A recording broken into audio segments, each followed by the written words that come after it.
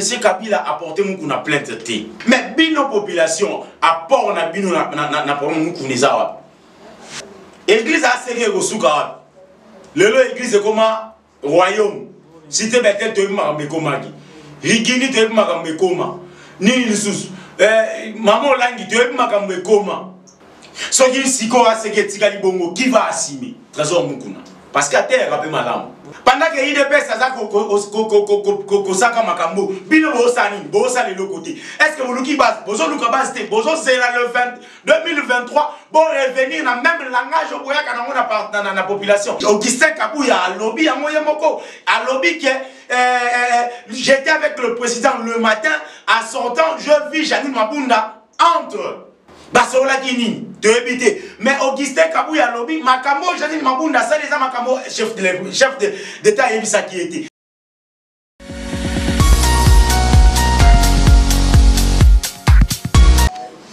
Et voilà, vous êtes si nombreux à nous suivre partout. Là où vous êtes, j'ai dit bonsoir, bonjour. Moté, nabande kono sobo atala biso, bisika bozwami, natobeli bino bongo, mokolo elamu, topé, butu elamu, boza ebele, bo atala biso na Singapour, na Johannesburg, na Washington, na Ottawa, na Montréal, na Abidjan, na Kigali, na Otamaka, la capitale, Addis Abeba, Kinshasa, Brazzaville, na Kenya, na besi mino mbote sika no sobozwami bandeko boza ebele ya otala biso lelo yo na ina makambo ebele na bige bolinga ranga mingi bolinga pe boyokanga. Lelo on va parler sur 4 points. 4 points oyo bandeko en tout cas bolemba ko benga te bandeko no so bwana Rwanda bwana na Zambie bwana Mozambique bwana Tanzanie bwana na Kenya bwana Éthiopie na Angola na Tchad na Sénégal Guinée Bissau Guinée équatoriale Guinée Conakry bobenga biso toko mekaroso la makambo yo. Lelo on va parler 4 points. 4 points. La première point c'est Mukuna affaire Mukuna basambaki lelo. Deuxième point Zali affaire UDPS ça bouge un peu avec UDPS.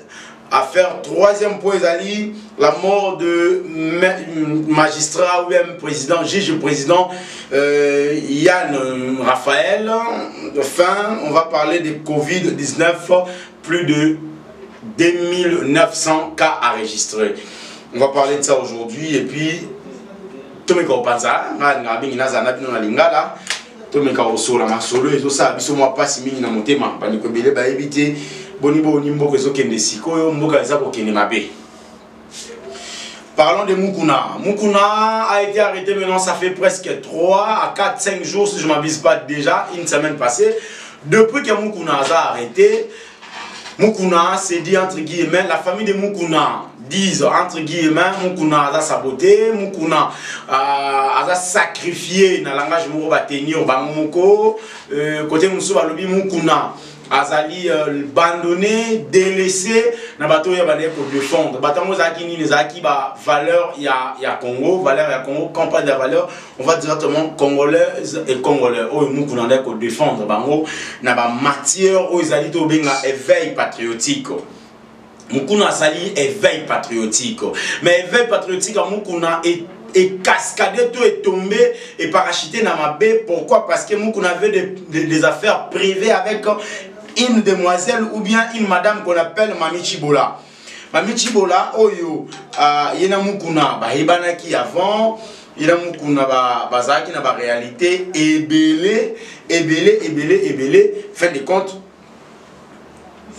Pasteur bakota ki bima solo wana olenga nko ya zaki na kati qui encore pasteur Dominique batanga ki ebe na makambo wana pasteur Ngalasi azaki cité na makambo wana. C'était pourquoi ba cité bango poani bazaki parmi bato bande ko luka réconciliation entre madame Chibola et l'évêque Mukuna. L'évêque Mukuna n'a pas voulu traiter cela à l'amiable. L'évêque Mukuna lobi a luka ko sala makamwana yango moni na ba vidéo eleka ki mikole uti olekawa et pas koluta na biso ko moko Israël mutombo ayambi Mukuna bi vidéo elunya fi wana ekomona na izate. Parce que Mukuna de son côté il s'assurait, il s'assumait parce que il savait que ba vidéo ya Mami Chibola ebunga déjà. Nzoka ebunga ki na mona muti. Chibola zalaki nango.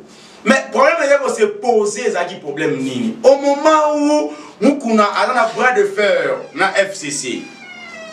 Mukuna a un bras de fer, à l'occurrence avec M. Joseph Kabila, en disant que Kabila a été, il y a des mots à Kabila été, Kabila boye, Mukuna a traité Athéna qui va propos, est engagé Kaye. Alors, jusqu'à preuve du contraire, M. Kabila a porté Mukuna plainte. On doit essayer à soigner nos langages vis-à-vis peut-être un bateau baba innocent va faire. Affaire Mukuna, jusque-là, M. Kabila azananu na problème na Mukuna te. Mukuna ba feu ezali. Ba juge président o ba benga Mukuna na kati ya parquet ya Matete. Ba ngomoko batali ba vidéo, ils ont compris que Mukuna la qui sa genou, à la qui si genou. La qui sa loboko, à la qui si loboko. La qui sa poitrine, à la qui si poitrine. Ils ont compris que Mukuna peut être, entre guillemets, je ne confirme pas, dans cette vidéo, on a écho s'appelle Mukuna. C'est ça. Mais du côté éveil patriotique, si on va parler du côté positif de Mukuna. Mukuna a sali éveil patriotique, au biso nion sur le moni Mukuna, même dans la 10e rue. La 10e rue, tu moni Mukuna.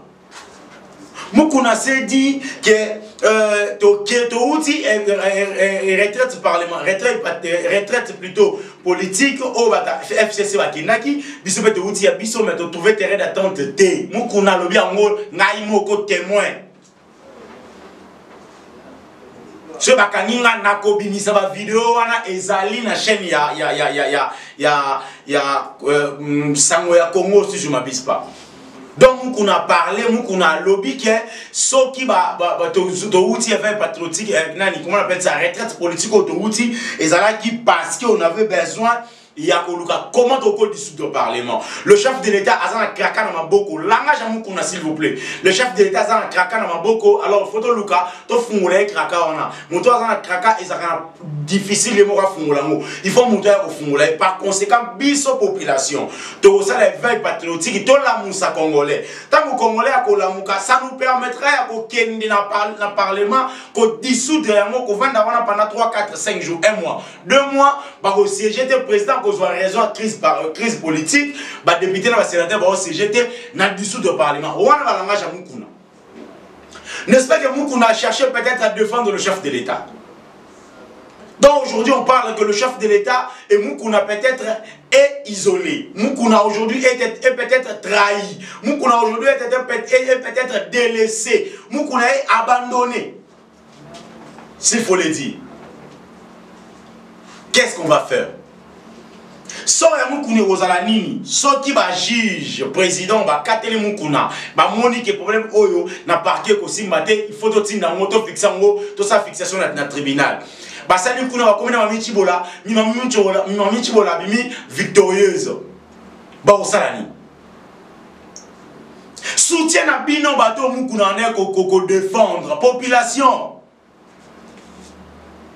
soutien na bino ezawapi. Mukuna parle de vous, Mukuna parle de Kingasani, Mukuna parle de Mwenedibu, Mukuna parle de Sankuru, Mukuna parle de Mbandaka, Mukuna parle de Kisasa, Mukuna parle de Lemba, Matadi, partout, Mukuna parle en général pour la République démocratique du Congo. Aujourd'hui, Mukuna est arrêté. Semble-t-il, entre guillemets, Ninga Bandekoba ou Lubake, Ezali à faire, il y avait patriotique, Bagar Naïna Kabila, Ezali qui est, yé, Akomana, espace où il y a comme l'îlot. On ne refuse pas. Mais bino population, à part na bino na problème Mukuna. Est-ce que Mukuna va kangiye botinele déjà ta 1 franc? Mukuna va kangiye, est-ce que population va venir soutenir Mukuna? Ou va venir tirer un coup de pouce à la TV pour parler au nom de la population? Le long Mukuna dans la prison, population n'y a qui au talaï. Les gens qui ont commis ça va force pour dire que bandana bota mana na mona makamna mona te prison va se forcer à nous. Ça fait très mal. Très chers téléspectateurs, vous êtes si nombreux hein bota langa. Na basi mbote na bato nyonso ba otala biso siko na Rwanda. Na Kigali mbote na bino boza ebele ba congolais nyonso ba na Rwanda. Ba congolais ba bima Congo. Bato va na Rwanda, ba ozo mbongo na Rwanda ba otindela ba congolais, ba congolais ba mi Congo bato va na Sénégal. Richesse nini Sénégal ya nango. riche à quoi va nandaka pauvre. Un Congolais quoi va nandaka ya ba Malien. Ba Malien ba na richesse ni. Le monde entier en général globalise 54% de richesse au monde. Le Congo entier représente 52% de richesse au monde. Soyi mukuna bakangi. To Chibola mi victorieuse, mukuna peut avoir 15 ans. To estimé qu'à 10 ans. 8 ans. Soki mukuna sali 8 ans. Tosani. Soki mukuna sali 8 ans, toko sala nini. Soki mukuna sali 8 ans, toko sala nini. On se pose des questions. Église etika nango konana. Qui va passer à la télé pour nous défendre? Mami Chibola. Oko kitamunte mato retirer plainte. Bosona mukuna. On va te viol wana ezaki na ngote bo solo le l'amiable ceux qu'on peut ça le pas m'appeler si le pas parce qu'on a besoin de lui à la Moussa congolais parce qu'il y a audacité moko boye au Congolais ko ka kuzwate mukuna ya ogie ko funda Kabila eza affaire facilité yo na no funda Kabila mukuna osé apporter Kabila plainte Chibola yo ke la mukuna ma pardon. Église a serré au souka. Le église est comme royaume. Si tu es bête, tu es ma komagi. Rigini tu es ma koma. Ni le sous. Maman langi tu es ma koma. N'entend pas comme ba pasteur te, n'entend pas comme ba église. Ni le sous. Sikatenda tu es ma koma. Tant papa zate nene asimaka. C'est possible à toi quand on a la compassion, toi quand on a Philadelphie, c'est possible à toi quand on a le ministère, amen. Moko l'église a zate, papa lelo a zate, moi on a remplacé. Voilà. Est-ce qu'il y a ma solo tokolo basiko? So qui siko a seke tikali bongo, qui va assumer? Trésor mukuna. Parce qu'à terre, rappelle madame. Et bon renaissance. Bureau na Renaissance, Bakolinga, Renaissance est dirigé par Trésor Mukuna. Ah, Chibola, quel a été supporter la Renaissance? UDPS, on va parler de l'UDPS. L'UDPS qui fait pas mal de rage. L'UDPS aujourd'hui est malmené. L'UDPS aujourd'hui, les gens parlent de l'UDPS côté négatif. L'UDPS hier, ce qui est là, Kabila l'on pouvoir, Kabila l'on a pouvoir, prenez comme on a l'UDPS. 2 ans, l'UDPS c'est combien de bocal?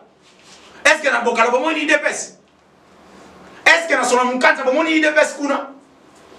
Il est temps qu'on revienne à la base. Il est temps qu'on revienne à la base pour comprendre.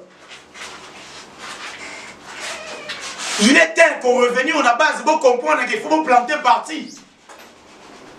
Il devait se faire partir à Kinshasa. C'est bon, tant que FCC on a l'élection en 2023.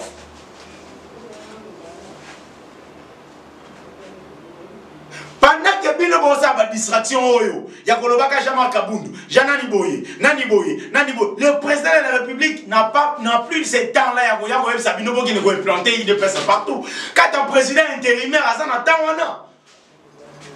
il y a qui ne peut planter parti partout. Fayoulou. Fayoulou, Moukouba Fayoulou. Azawa, les États-Unis. Moukouba, Katango nani. Moïse Katumbi. Azawa. Pendant que l'IDPS a Kosaka Makambo, Bino Bosani, Bosani le côté. Est-ce que vous l'ouki base, Bozo Luka base, Bozo c'est le 2023, bon revenir dans le même langage dans la population. Population aujourd'hui à mature. Population 2006, au Wasagi élection, WhatsApp Bezagi Malonga, tu as Wasagi dans monté, et ça population 2023. WhatsApp est comme la portée de tout le monde. Maman, ça a 70 ans à WhatsApp. Moi, j'ai 9 ans à WhatsApp.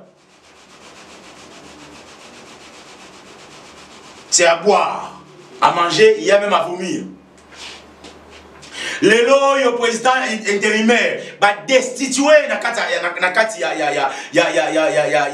l'Assemblée nationale. Le premier vice-président de l'Assemblée nationale. Où est posé problème. Moi, je vous ai proposé Rémi Massamba, Rémi Massamba a remplacé. Mais aujourd'hui, il y a des rumeurs qui ont circulé pour dire que le président AI a décidé de déléguer Moutouté dans la place jusqu'à ce qu'il y ait un saisir l'instance pour qu'il ne va pas porter plainte, il y a une façon de faire la place. Pendant que la présidente Janine Mabunda Azala qui est pas il y a président de la République le même jour langage il y a Augustin Kabouya ça vous gagnez dans le va préférer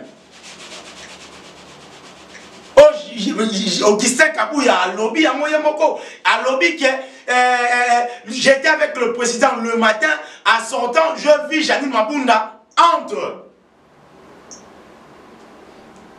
Moi, je sortais, j'ai vu Janine Mabunda faisait son entrée pour parler au chef de l'État. Basola Guinine, de éviter. Mais Augustin Kabouya lobby, Makamo, Janine Mabunda, ça les a Makamo, chef d'État, Ebisa qui était. Chef d'État, Ebisa qui est ni, entre guillemets. N'importe quoi, Nango, Moukouba, Jama Kaboun a se représenté dans la plénière. Pour déchéance. Jean-Jacques Kaboun destitué. Oh, le parti, plus de 34 députés, plus de 31 députés, c'est décidé de Mouta Koken de Kolobakuna à Zate. Sont entre 26 et 25 et 26 députés va lever Mouta Koloba à Zate, Moutoua place Wana, il faut qu'à Moutoumoussouza assimilé.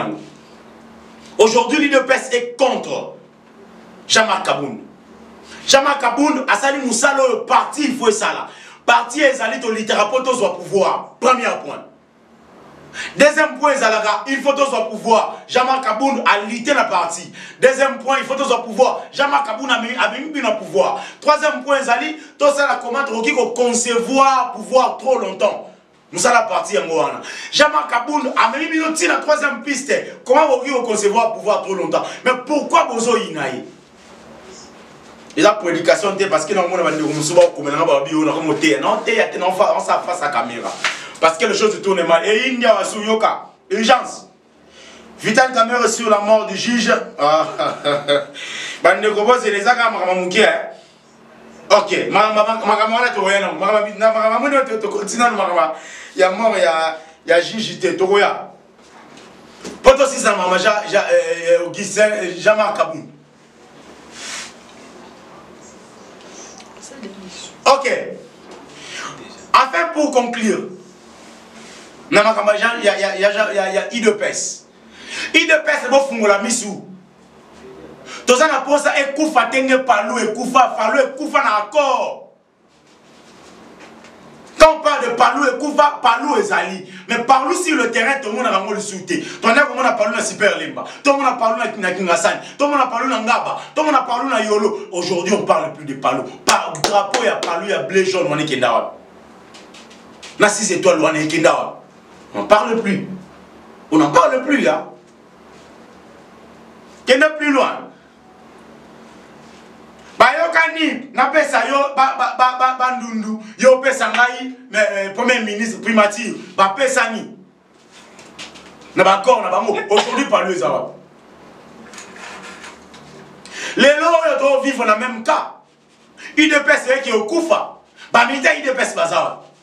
Seul parti au Totsila qui nango, Parti populaire à République démocratique du Congo. Yango ils sont qui est au Koufa. Des autres l'équipe Makasi. Oh, diffamation, on a ça diffamation. Oh, outrage, on a ça outrage.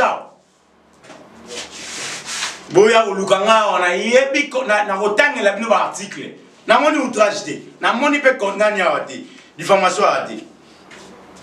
Troisième étape. Pour parler, affaire 100 jours décrétée par le chef de l'État, Oezaki, affaire Mogoya urgence.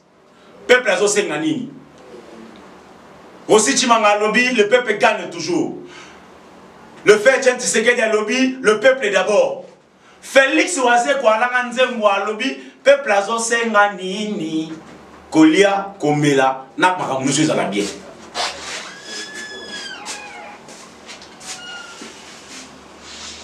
Na bitumba nde moko akolonga. Mais na kosola biso mbale to retrouver terrain d'attente. Bazo tumba bazo tambusa mboka na pouvoir ya 2.2 mesures. Les lois de comme na likambuya paix à son âme, lui sera disparu. Famille o perdaki ndeko na bango. Papa Raphaël, papa Nabiso, juge président, il y a affaire, il y a 100 jours. Raphaël Yann. Raphaël Yann, o akoufi, na bâton na yé le quoi, soda na Kataker. Papa Wemba a été nommé le quoi la héros national. Idem qui est le monde, comment il s'appelle? Papa Lutumba. Il y a même Mouchi, à venir Mouchi qui modifié na combat Papa Lutumba. Qu'est-ce qui manque? Moi je conseillerais comme ça même pavillon aussi quand neko Raphaël Yann a confié comme pavillon Raphaël. Voilà. Bon talanga vous avez belé na Congo Racine. Ma pesi va ndeko no soba ta biso na France mbote. Mbote na ndeko na ngai Roblex Muscador nyembo wa Matamba. Ah ndesika na yaka na ba données. Non pesa no makambo ça ba information vraie. Ma matière. Très bien. Et si la musu wa ndeko ba oloba, et ça caméra mutabomi. Est-ce que caméra a l'influence? Il y a comme juge président. On doit parler de ça. Urgence, vérité sur la mort du juge en charge de l'affaire Caméré. Alors qu'il a présidé l'audience de l'affaire de 100 jours. Très chers téléspectateurs, suivez-moi très bien. Merci beaucoup parce que vous êtes belé. Vous êtes belé na Bounia. Vous êtes belé TV Zamanko de belé la biso na Mbandaka. Na France. Na États-Unis, na Montréal. Na Toronto. Alors qu'il a présidé l'audience de Caméré. Alors qu'il a présidé l'audience de l'affaire de 100 jours. Dans laquelle il s'est inculpé Vital Caméré, le juge Raphaël Yanni est mort dans la nuit de mardi et mercredi au centre Nganda de Kinshasa. De menaces préférées devant la cour portant des éléments de réponse sur l'origine de sa mort. Bandekoba Oloba Acheboye Caméra Tcheloboko Bazoloba cache-nez. Quelque temps après, tout le monde mettre avocat mon quoi hier BCB président cache-nez n'a pas pour permettre de voir un micro et au Canada. Sûrement il avait raison. L'avocat parce que avant président le mola cache-nez on est regretté. Er le moli cache-nez on a cache figure on a tout qui m'a mon président du cache-nez au lieu de cache figure à Tché. Tout le monde a remarqué que juge président atmosphère y a d'autres n'a échangé qui a comme il faut tousser. Et ça va image à YouTube ou et pantaille dans la télévision. Juge président a commis que ça n'a pas comme pour ça là. Après un moment, très chers téléspectateurs, audience Siri, juge président Zoni Nandaku. Tokei la famille a juge président to solo lina moi sina ye moi c'est un lobby papa ye Nandaku avant dia zo tokane singa na toka na plateau bo. Moi ça tout nini à lobby ah fatigue. Moi ça lobby ah ma caméra ezoli abinu à lobby ah ils ont ma mikie. On a juge président tato les ama ma mikie to aussi lisango. Nanenga koma yiko kotoka nanenga yaki okoma na niveau akomelaki nanenga yaki okufa na centre Nganda. D'où beaucoup de gens se posent des problèmes. Akoufeli nini autopsie ko salema tokoluka to yeba réellement akoufi na nini. Voilà. Ils ont fait autre le plus makasité. Parlons de Covid-19. Covid-19, hier le président de la République, le 23 mars, va décréter état d'urgence dans moins de 100 cas. Le 10 juin, va déconfiner Batou, n'a plus de 3000 cas. Pourquoi déconfiner? Parce que Baka est Matisami. Aussi longtemps que la France va déconfiner parce que Baka est comment qui réduit, affecté. Baka est mort et comment qui réduit, Baka est guéri comme belé. Idem qu'il y a en Italie, idem qu'il y a en États-Unis, na Jamaïque, na Russie, na Brésil. Mais qu'est-ce qui fait que na Congo, Baka est commis belé, Baka est la contamination, bon déconfiner? On se pose des questions. Est-ce que vous avez dit malaria à Covid-19? On se pose des questions. Où allons avec ces pays? C'est par ici que nous chevons cette analyse face à caméra. Nous faisons des analyses négatives, nous condamnons, positifs, nous encourageons. Vous êtes si nombreux à nous suivre sur Congo Racine Télévision. Je vous dis grandement merci. Na bande ko nyonso bana bunya. Bande ko bana mbanda ka boza ebele. Na atomeli bino bongo mokolo elamu tope pokwa elamu. Ngai ndeko na bino yamso, analyste sociopolitique contre les antivaleurs et contre l'immoralité. Soki nzamba zongi te. Tokoloba parce que za musala na mesana koloba. Tokoloba. Mukuba Fayulu, zonga na kisasa ya oki ulukusola na population. Et ça pré-campagne yango. Ça a tourné mobimba ya Congo. Sola na ba.